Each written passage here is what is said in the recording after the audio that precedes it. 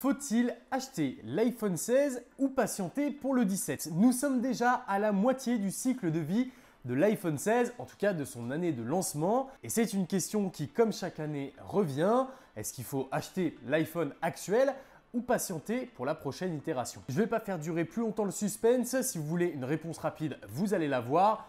N'achetez pas l'iPhone 16, quel qu'il soit, que ce soit le 16, le 16 Plus, le 16 Pro, le 16 Pro Max ou même le 16e. Maintenant, vous avez deux choix. Soit vous vous contentez de cette simple réponse, soit vous me laissez quelques minutes pour vous présenter les raisons de ce choix. Si vous avez suivi de près ou de loin l'actualité tech, vous êtes peut-être au courant que la majorité des nouveautés qui étaient présentées sur ces iPhones étaient liées à la partie logicielle et notamment à iOS 18. Le problème étant que, mis à part ça, les nouveautés sur les iPhone 16 étaient très peu nombreuses, voire quasi inexistantes. Oui, je pourrais très bien parler du fameux bouton de capture qui, depuis que j'ai l'iPhone 16, ne m'a servi peut-être que 2 fois. Et je pourrais aussi parler de l'ultra grand angle qui est passé de 12 à 48 millions de pixels.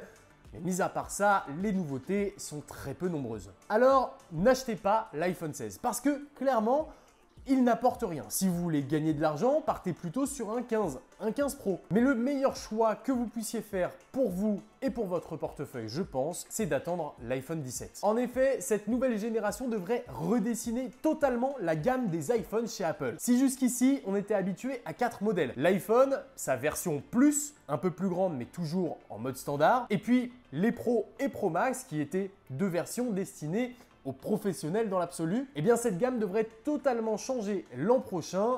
Nouveau design, nouveau nom, nouvelles performances et aussi beaucoup de nouvelles fonctionnalités. Alors, quand je dis beaucoup de nouvelles fonctionnalités, attention, on va pas réinventer la roue, hein. On reste sur des smartphones, tout ce qu'il y a de plus classique et finalement des téléphones portables qui auront les mêmes fonctionnalités. iOS 19, bien qu'il est attendu pour amener du changement, et si vous voulez en savoir plus, vous allez regarder la petite vidéo que je vous mets dans le i ou dans la description. Dans la majorité des situations, vous allez vous retrouver avec un iPhone qui s'utilise comme un iPhone, qui fonctionne comme un iPhone, qui finalement est un iPhone. Mais la gamme d'iPhone 17 vient déjà avec des changements de nom. On garde notre iPhone standard de 6,1 pouces, on garde notre iPhone Pro, mais les deux autres modèles, eux, sont sujets à de nombreuses rumeurs. Commençons avec le Plus. Ce dernier disparaîtrait complètement de la gamme pour laisser place à un modèle plus fin, plus léger, qu'on appellerait l'iPhone 17R ou l'iPhone 17 Slim. Il n'y a pas de consensus, c'est un nom qu'on utilise actuellement parce que on en est dans la période des rumeurs, des informations, des bruits de couloir, mais il est tout à fait possible qu'Apple utilise un autre nom lors de la sortie de cet appareil. Ce qu'on en sait par contre, c'est qu'il ne serait doté qu'un d'un seul capteur photo, contrairement à l'iPhone 17 qui lui aurait son capteur principal et son ultra grand angle. Ici, un seul capteur de 48 millions de pixels, standard, pas grand angle, et un iPhone qui miserait tous sur son nouveau design et sa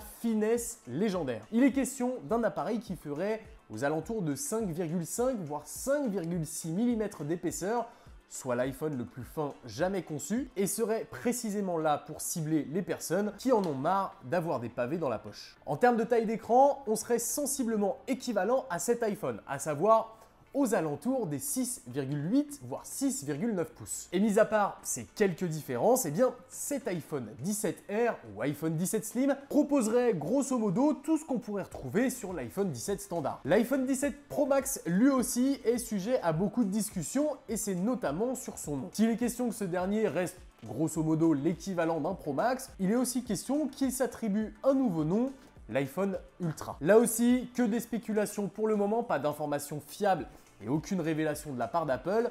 Pour ça, de toute façon, il va falloir attendre la keynote de présentation des iPhones qui, comme chaque année, aura très probablement, et je peux y mettre ma main à couper, lieu en septembre. Et là, vous vous dites sûrement, bon ok Paul, tu nous as dit qu'il y avait deux nouveaux noms, dont un pour un nouveau smartphone, un iPhone Air, très bien. Mais tu nous as aussi parlé de beaucoup de nouvelles fonctionnalités et d'un nouveau design, mais alors à quoi s'attendre? On va commencer avec l'iPhone 17. L'iPhone 17, lui, ne devrait pas changer.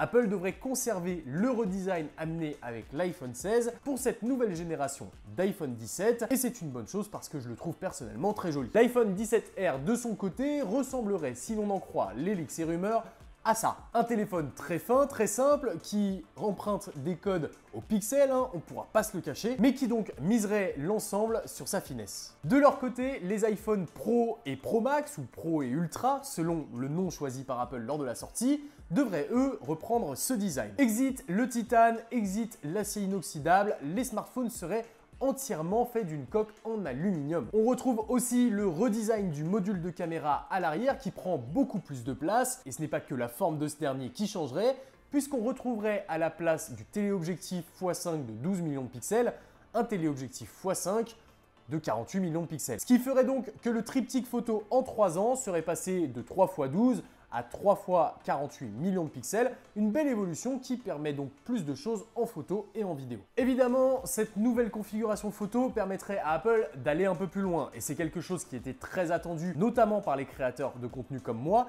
la possibilité enfin sur iPhone de faire des vidéos en 8K. Toujours du côté des caméras, c'est la caméra selfie qui devrait évoluer sur les iPhone 17 et ce sur l'ensemble de la gamme. En effet, il est attendu qu'Apple modifie enfin la caméra selfie des iPhones qui jusqu'ici était bloquée à 12 millions de pixels pour une toute nouvelle caméra de 24 millions de pixels. Au rang des autres nouveautés qu'on pourrait attendre sur ces iPhone 17, il est question que l'ensemble des appareils soient maintenant dotés du ProMotion 120 Hz. Enfin, Apple dotera ses iPhones d'entrée de gamme, entre guillemets, même si on peut pas vraiment dire ça vu le prix, d'un rafraîchissement élevé à 120 Hz. On parle également d'un nouvel écran anti-reflet reprenant grosso modo ce que Samsung peut proposer par exemple de son côté avec des écrans de très bonne qualité là-dessus et un anti-reflet vraiment impressionnant. On peut parler également d'une augmentation de la mémoire vive. Pour faire tourner l'intelligence artificielle, cette dernière a besoin de mémoire vive. Et les iPhones jusqu'ici n'évoluaient que très peu à ce niveau-là parce que iOS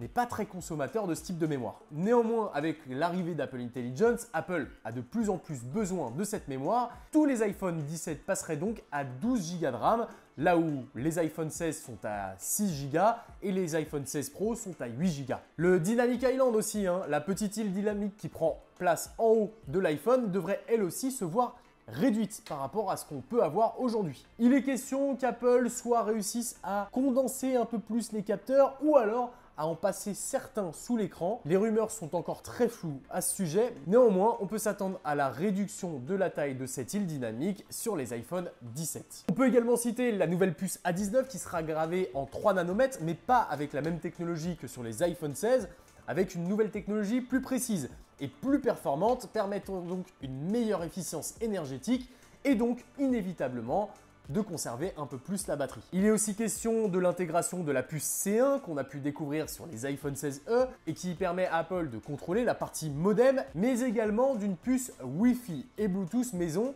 faite par Apple également. Apple contrôlerait donc l'ensemble des puces dans ses smartphones et c'est une bonne chose. Ça leur permet une optimisation massive du hardware pour le software et donc encore une fois, ça permettrait une meilleure autonomie des smartphones. Il est aussi question qu'Apple intègre des chambres à vapeur maintenant dans ses smartphones. C'est une technologie qui est présente depuis très longtemps sur beaucoup de smartphones Android et qui permettent de maximiser le refroidissement des smartphones. On retrouverait donc cette technologie de chambre à vapeur sur les iPhone 17, évitant donc toute surchauffe, mais c'est vrai que depuis l'iPhone 15, ça s'est vachement calmé. Pour terminer, il est également question que les iPhone 17 proposent de la charge sans fil inversée. Si c'est aujourd'hui déjà le cas via des câbles, on pourrait maintenant poser par exemple ces AirPods à l'arrière du smartphone, hop, comme ça, pour bénéficier d'une recharge. C'est actuellement pas le cas et il est fort à parier qu'Apple limite cette fonctionnalité notamment à des produits Apple et qu'il ne soit pas possible de recharger un téléphone Android